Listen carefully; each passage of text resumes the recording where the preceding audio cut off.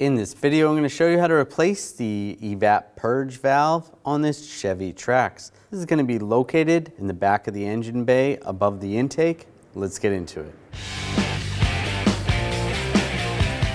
On the back of the intake, you can see where the valve is. We're going to disconnect this hose first.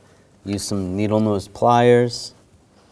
And there's a little lock tab on this hose right there. You just pull that piece up.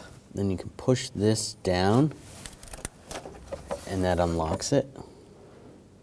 And we have a connector here. Push down on the tab, pull back on the connector, and that comes out. If you need to, you can use some needle nose pliers or a pick and just try to pull that back a little bit. Over here, you want to disconnect the hose from the intake. There's two little areas where you squeeze and that pushes out on the locks.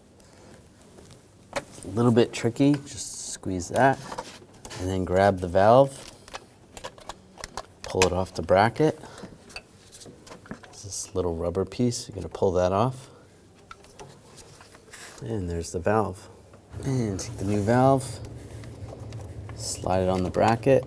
This has a rubber piece in there that slips over.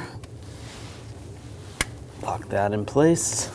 Take the connector, line that up. Lock that down, push down on the lock, and this piece, lock that on, and then push down on the lock, and you're good to go. When only the best will do, demand TRQ, the only company that lets you view before you do.